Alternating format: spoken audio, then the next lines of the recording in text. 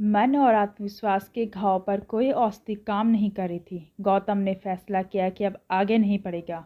परिजनों और शुभचिंतकों ने बहुत समझाया, लेकिन वह फैसले से टस से मस नहीं हुआ। इस मामले में उसने सीता की भी नहीं सुनी। सीता ने कहा था, पढ़ना नहीं चाहते हो तो कोई बात नहीं, क्रिकेट में ही करियर बनाओ। मेरा आत्मविश्वास टूट चुका है, कुछ नहीं कर सकता, इसलिए मुझे मेरे हाल पर छोड़ दो। उसने दो टूक जवाब दिया था। वह दिन भर चुपचाप घर में पड़ा रहता था। घर के लोगों से भी ठीक तरह से बात नहीं करता था। किसी रिश्तेदार या दोस्त के घर भी नहीं जाता। हर समय चिंता में डूबा रहता। पहले छुट्टियों में पिता की दुकान संभालता था, अब पिता के कहने पर भी दुकान पर नहीं जाता था। उसे लगता था कि दुकान पर जाएगा तो मोहल्ले की लड़कियां उस पर छींटाकसी करेंगी, तो वह बर्दाश्त नहीं कर पाएगा। इसी तरह घटना को 2 वर्ष बीत गए। इशिता ने ग्रेजुएशन कर ली।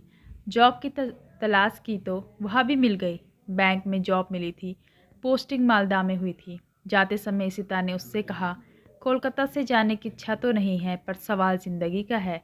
जॉब तो करनी ही पड़ेगी, पर 6-7 महीने में ही ट्रांसफ़र कराकर आ जाऊंगी। विश्वास है कि तब तक श्रेया को दिल से निकाल फेंकने में सफल हो जाओगे।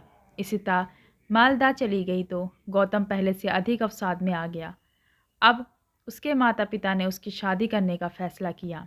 मौका देखकर माँ ने उससे कहा, जानती हूँ कि इशिता सिर्फ तुम्हारी दोस्त है, इसके बावजूद यह जानना चाहती हूँ, यदि वह तुम्हें पसंद है तो बोलो, उससे शादी की बात करूँ।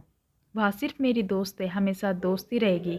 रही शादी की बात, तो कभी किसी से शादी नहीं करूँगा।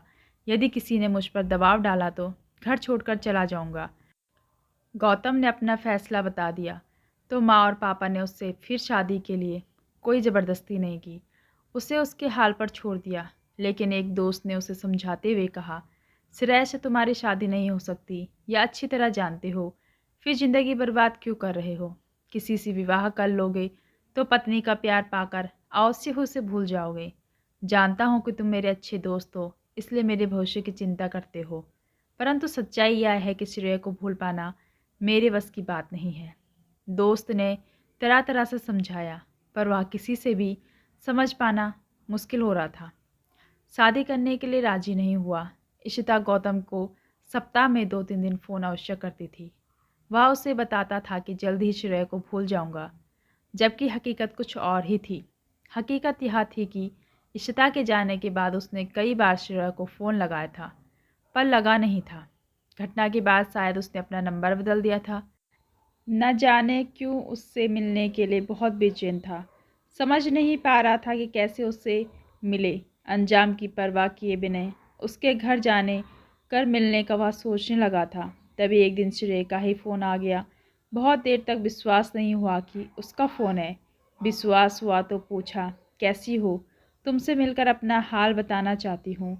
आज शाम के 7 बजे सॉल्ट लेक मॉल में आ सकते हो? उधर से श्रेया ने कहा।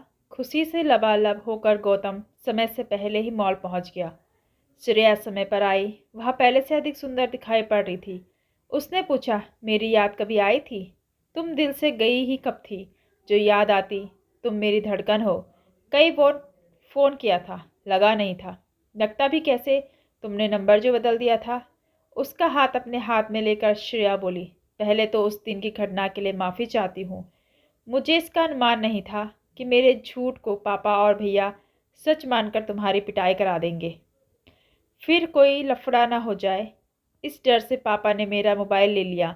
अकेले घर से बाहर जाना बंद कर दिया था। मुंबई में तुम्हें फ़ोन करने की कोशिश की, परंतु तुम्हारा नंबर याद नहीं आया। याद आता तो कैसे, घटना के कारण सदमे में जो थी।